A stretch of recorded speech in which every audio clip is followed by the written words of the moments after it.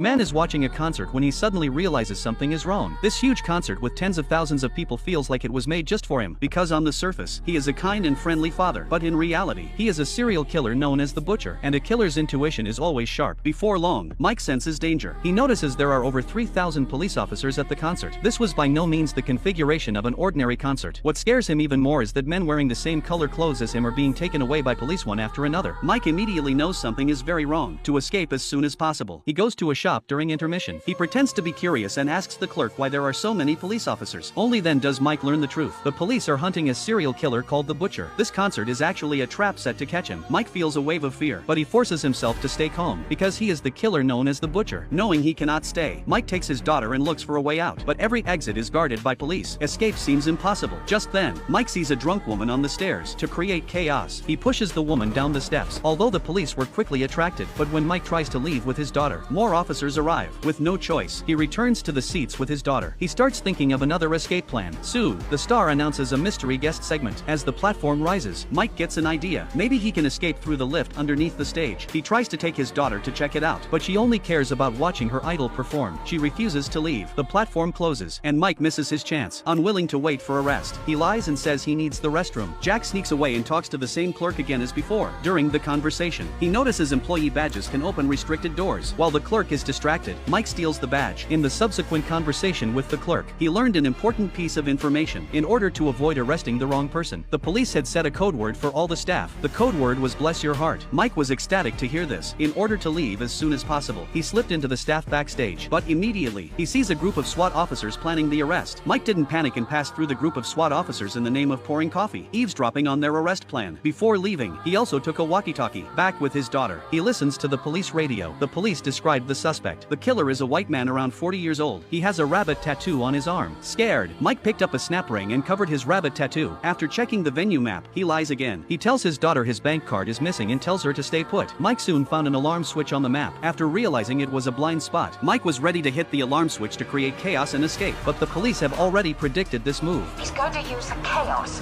of 20,000 people to get by us. He's going to make a bomb call to police or set off a fire alarm.